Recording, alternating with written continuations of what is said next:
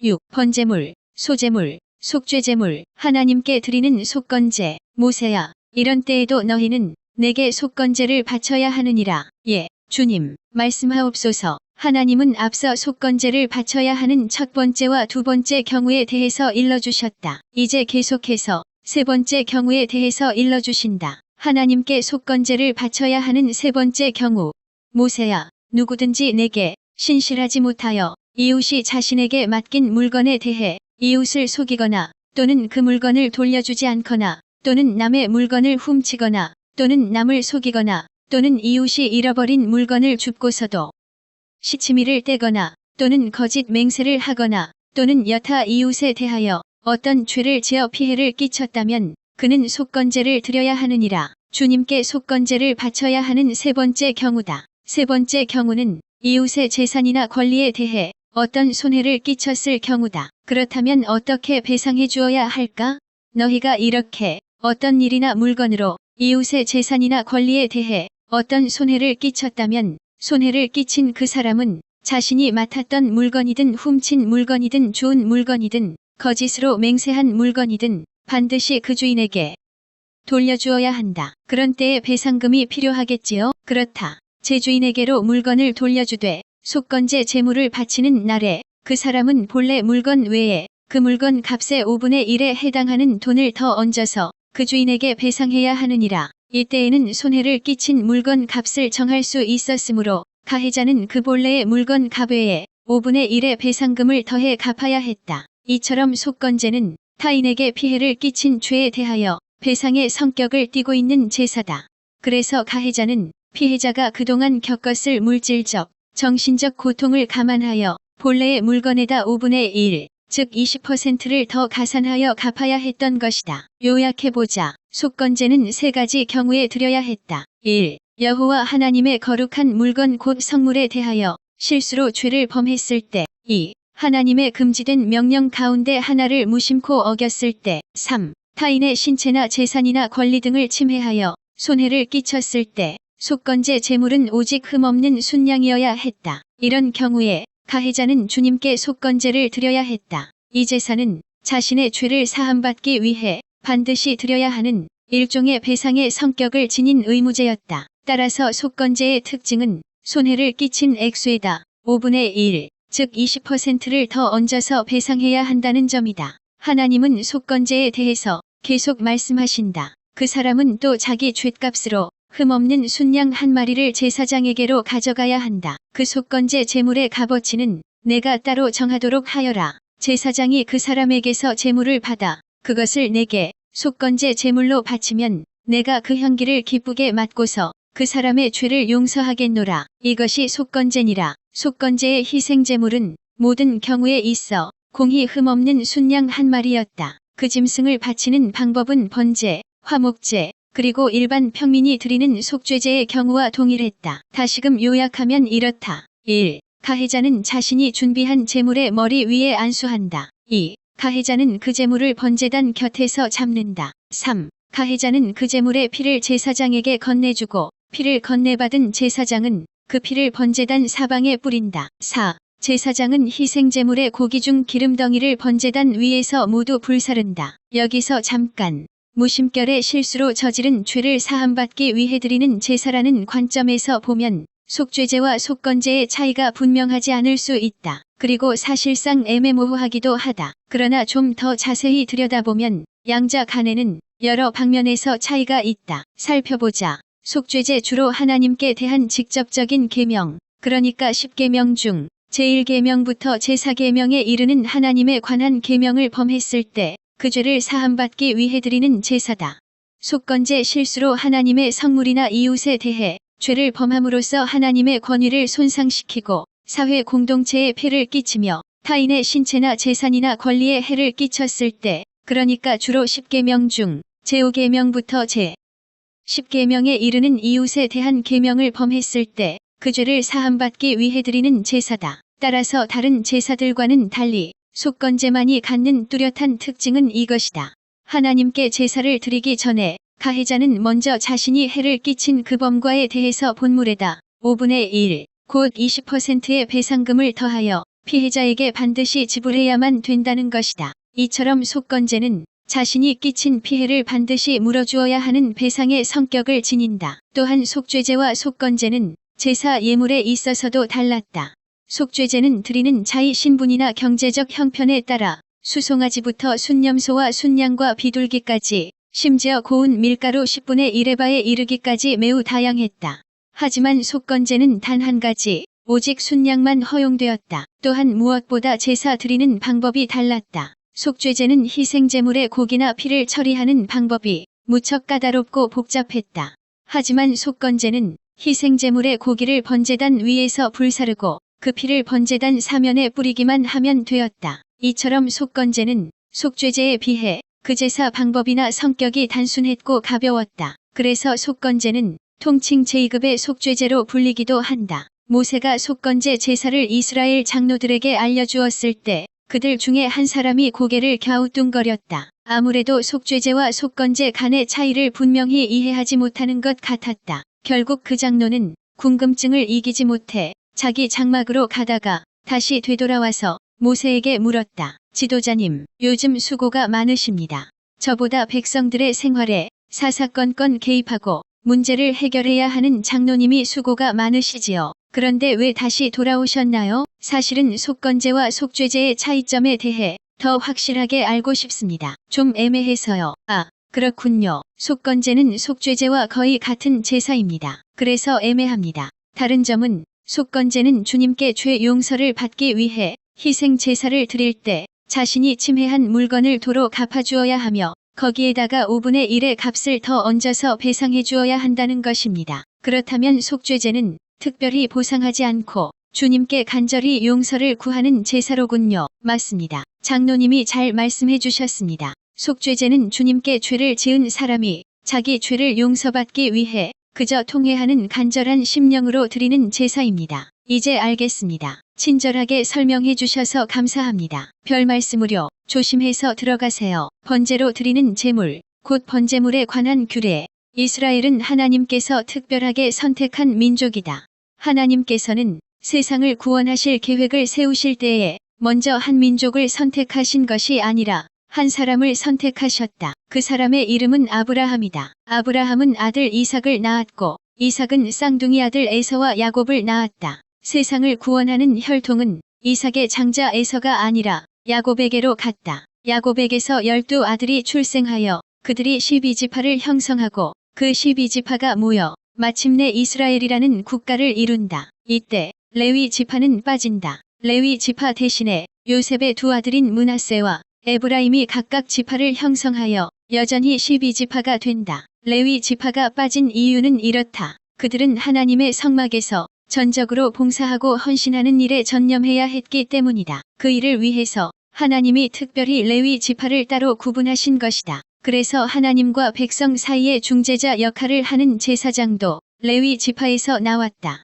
레위 지파 중에서 특별히 아론의 집안이 선택을 받아 제사장 집안이 되었다. 따라서 아론 집안의 남자들만이 성막에서 제사를 집전하는 제사장이 될 수 있었다. 그 외에 레위 지파 사람들, 곧 레위인들은 제사장을 도와 성막의 갖가지 허드렛 일을 감당했다. 성막을 건립한 뒤 이스라엘 백성들이 시내산에 계속 머물고 있던 당시 이스라엘의 제사장은 5명이었다. 대제사장인 아론을 비롯하여 그의 네 아들이 바로 그들이었다. 모세야, 네, 주님, 제가 여기에 있습니다. 이제부터 아론과 그의 아들들에게 번제로 드리는 제물에 대해서 알려줄 내용이 있다. 주님, 번제에 대해서는 이미 알려주시지 않았습니까? 지금까지 말한 것은 백성들의 입장에서 드리는 번제다. 하지만 이제부터 내가 알려주고자 하는 것은 백성들의 입장이 아니라 제사장들의 역할을 말하는 것이니라. 오, 그렇군요. 말씀하소서. 그렇다. 하나님은 앞서 번제에 관한 규례를 알려주셨다.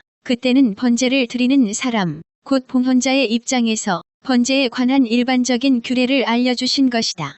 하지만 이제부터는 번제단 위에서 번제물을 하나님께 직접 드리는 제사장들의 입장에서 그 번제물을 어떻게 취급하고 또 번제단의 불은 어떻게 관리해야 하는지에 대해 보충적인 규례를 알려주시는 것이다. 모세야, 번제물에 대한 규례는 이러하다. 번제물은 번제단의 화덕 위에 밤새도록 놓아두어야 하고 번제단의 불도 아침이 될 때까지 꺼지지 않게 해야 하느니라. 하나님은 제사장들에게 매일 아침 저녁으로 번제단 위에다 번제물을 끊임없이 드려서 번제단의 불이 항상 꺼지지 않도록 잘 관리하라고 명하신다. 번제단의 불이 항상 꺼지지 않도록 관리하라고 명하신 이유는 이러하다. 번제단 위에서 항상 타오르는 불은 내 백성들이 나에게 바치는 끊임없는 헌신과 예배의 불빛이니라. 주님께 영광을 올려드립니다. 나 여호와는 내 백성들의 끊임없는 헌신과 예배를 항상 받고 내 백성들에게 죄 사함과 구원의 은총을 항상 베풀고 있음을 계속 보이겠노라. 아멘. 할렐루야. 모세는 감격하며 하나님의 말씀을 받았다. 하나님의 한 말씀이 이스라엘 백성들을 향한 구원과 은총의 선언이었다. 세상의 어느 민족이 하루 24시간 내내 회막이라는 일정한 장소에 임재하시는 하나님을 항상 예배할 수 있을까? 그런 은총을 받은 민족은 없다. 모세야, 네, 주님, 말씀하소서. 내가 대제사장 아론에게 전하여 아론이 제사장 된 그의 아들들에게 또 전달하고 잘 교육시키도록 하여라. 알겠습니다. 주님, 번제단 앞에 설 때마다 제사장은 모시로 짠 옷을 입고 속옷도 모시로 된 것을 입어야 한다. 하나님께서는 제사장들이 어떻게 번제단에서 속죄 사역을 감당할 것인가에 대해 세밀하게 그 요령을 알려주신다. 번제단 위에서 타고 남은 번제물의 재는 전부 긁어서 번제단 곁에 모아두어라. 그런 뒤 제사장은 모시옷을 벗고 다른 옷으로 갈아입은 다음 번제단 곁에 모아두었던 재를 담아 이스라엘 진영 바깥에 깨끗한 곳에 버려야 하느니라. 제사장들이 이스라엘 진영의 바깥에 있는 재 버리는 곳에 번제물의 재를 버리기 위해 성막을 나갈 때에는 반드시 옷을 갈아입어야 했다. 그 까닭은 제사장의 의복이 진영 바깥의 부정한 것들과 접촉되어 더러워지는 것을 방지하기 위해서이다. 제사장의 의복은 하나님의 거룩한 일을 수행하기 위해 하나님이 계시하신 양식에 따라 특별히 만든 거룩한 옷이다. 그렇기에 함부로 아무 장소에나 입고 다닐 수가 없다. 번제단 위는 항상 불이 타오르고 있어야 한다. 절대로 그 불을 꺼뜨려서는 안 된다. 제사장은 아침마다 번제단 위에 장작을 더하고 불 위에 번제물을 가지런히 올려놓은 다음 화목제 제물의 기름덩이를 태워야 하느니라. 네, 주님, 명심하겠습니다. 제사장들은 번제단의 불이 항상 꺼지지 않도록 하기 위해 하루에 2번, 아침과 저녁에 번제물을 불사를 때 새로운 장작을 더해야 했다. 이처럼 매일 아침 저녁으로 빠짐없이 드리는 번제를 상번제라고 했다. 항상, 늘 드리는 번제라는 뜻이다. 소제로 드리는 제물, 곧 소제물에 관한 규례. 모세야, 이제는 소제물에 관한 규례이니라. 하나님께서는 번제물에 관한 규례 다음으로 제사장들이 소제로 드리는 제물 곧 소제물에 관한 규례를 일러주신다. 여기서는 소제에 관한 일반적인 규례 외에 제사장들이 주의해서 지켜야 하는 2가지 보충적인 규례를 알려주신다. 소제는 모든 제사들 중 특이하게도 가축이 아니라 고운 밀가루나 소산의 첫 이삭 등 논밭 곡물의 고운 가루로 드리는 곡식 제사다. 이스라엘 백성들은 당연히 내게 곡식 제물, 곧 소제물을 바쳐야 한다. 제사장인 아론의 아들들 역시 번제단 앞에서 내게 곡식 제물을 바쳐라. 제사장은 기름 섞은 고운 밀가루 한 줌과 이 제물 위에 얹었던 향을 가져다가 이 제물을 온전히 주께 드린다는 기념물의 표시로 번제단 위에서 불살라 바쳐라. 그 타오르는 냄새가 향기 되어 나를 기쁘게 할 것이니라. 소제로 바쳐진 제물은 번제단 위에서 전부 불살라진 게 아니고 그중 일부만 불살라졌다. 제사장은 소제 제물 중에서 기념물로 한 줌 가득 집은 뒤에 그것만 번제단 위에서 불살랐다. 나머지는 제사장들의 몫으로 돌려졌다. 이에 관하여 하나님은 말씀하신다. 번제단 위에 바치고 남은 소제물은 아론과 그의 아들들의 몫이니라. 남은 것으로 누룩을 넣지 않은 빵을 만들어 거룩한 성막들에서 함께 먹도록 하여라. 이 빵은 누룩을 넣고 구워서는 안 되느니라. 네, 주님, 빵에 누룩이 들어가지 않도록 잘 살피라 이르겠습니다. 아론의 후손들 가운데 모든 남자들은 불살라 내게 바친 소제물을 제외하고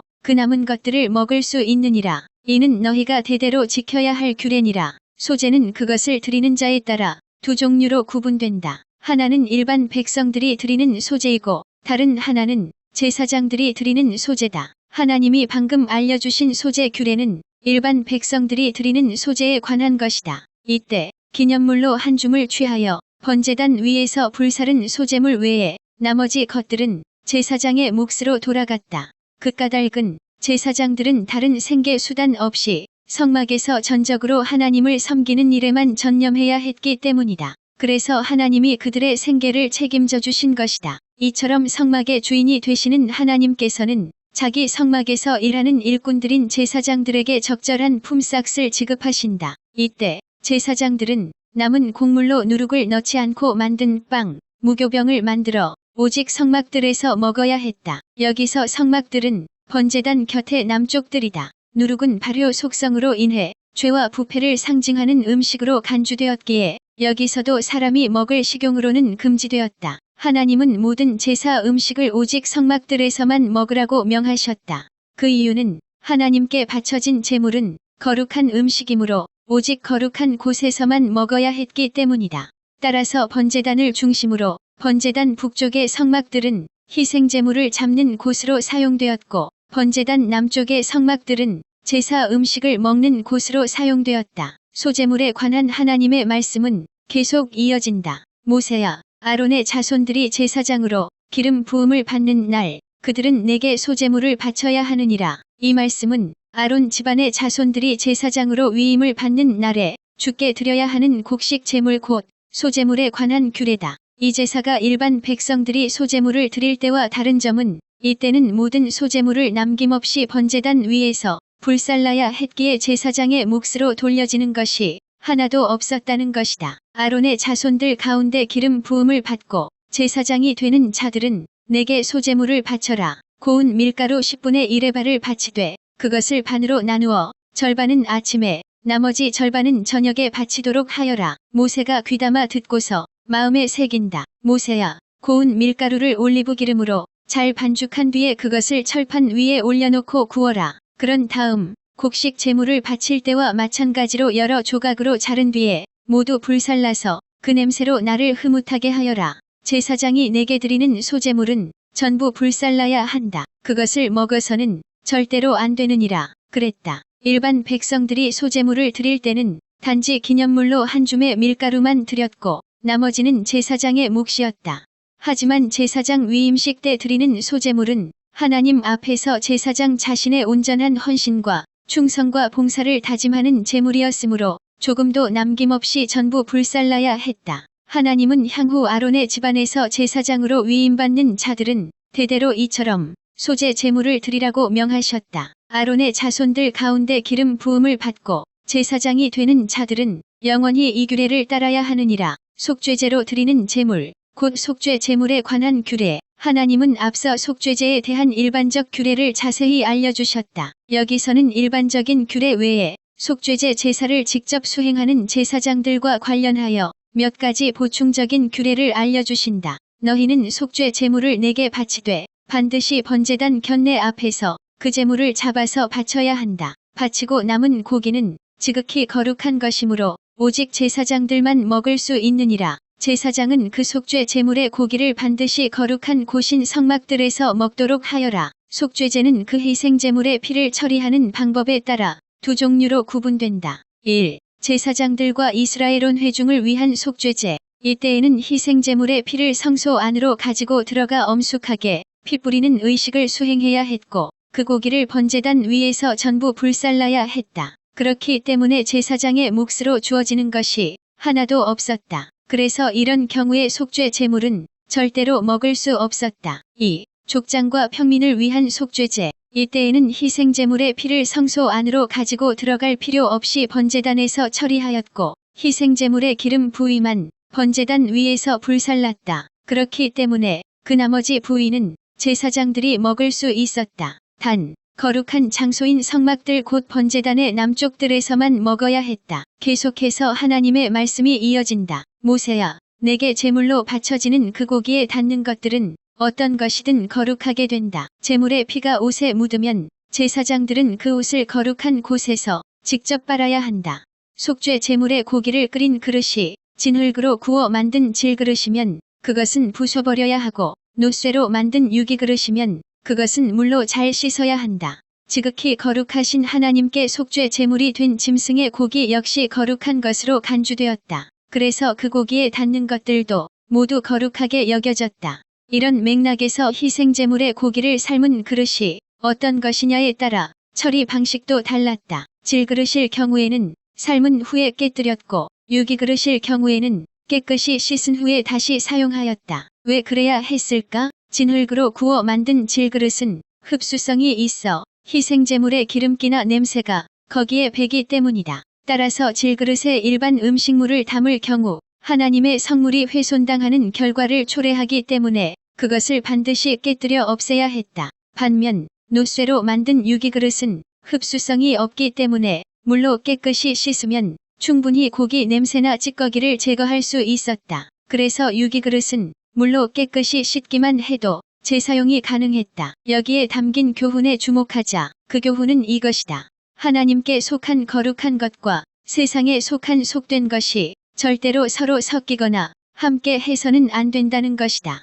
다시 말하면 거룩하신 하나님께 바쳐진 것들은 더 이상 일반 용도로 사용해서는 안 되고 거룩하게 구별된 물건답게 오직 거룩하신 하나님을 위한 용도로만 사용되어야 한다는 것이다. 이 교훈은 오늘날의 성도에게도 적용된다. 오늘날 하나님의 거룩한 백성으로 부름받은 성도 역시 마찬가지다. 전적으로 하나님께 속한 성도는 모든 세속에서 벗어나 먹든지 마시든지 오직 거룩하신 하나님의 영광을 위해 살아가야 한다. 하나님은 모세에게 계속 말씀하신다. 모세야, 제사장 된 남자들은 누구라도 제사장의 몫으로 돌려진 속죄 제물의 고기를 먹을 수 있느니라. 하지만 그 제물의 피를 성소 안으로 가지고 들어가 제사 의식에 사용했다면 그 제물의 고기는 절대로 먹지 말아야 한다. 그 고기는 번제단 위에서 하나도 남김없이 전부 불살라야 하느니라. 속죄제 제물에 있어 제사장들이 먹을 수 있는 제물은 족장과 평민의 속죄를 위해 드린 경우다. 이때에는 희생제물의 피를 성소 안으로 가지고 들어갈 필요 없이 번제단에서 처리하였고 또 희생제물의 기름 부위만 번제단 위에서 불살랐기 때문에 그 나머지 부위는 제사장들의 몫으로 돌려져 그것을 성막들에서 먹을 수 있었다. 그러나 제사장들과 이스라엘 온 회중의 죄사함을 받기 위해 드린 속죄제의 경우에는 그 제물을 절대로 먹을 수 없었다. 이때에는 희생제물의 피를 성소 안으로 가지고 들어가 엄숙하게 피 뿌리는 의식을 수행해야 했고 그 고기를 번제단 위에서 전부 불살라야 했다. 그랬기 때문에 제사장의 몫으로 주어지는 것이 하나도 없었다. 그래서 이런 경우의 속죄 제물은 절대로 먹을 수 없었다. 제사장들은 이 점을 또 명심해야 했다. 모세야, 제사장 된 아론의 자손들이 희생제물의 고기를 먹을 때는 반드시 성막들에서만 먹어야 하느니라. 아무 데서나 먹어서는 절대로 안 되느니라. 제사장들의 몫으로 돌려진 속죄 제물의 경우 제사장 집안의 남자들이라면 모두 공동 식사에 참여할 수 있었다. 그런데 이때 공동 식사의 장소는 오직 한 곳, 반드시 거룩한 장소인 성막들 곧 번제단 남쪽들에서만 가능했다.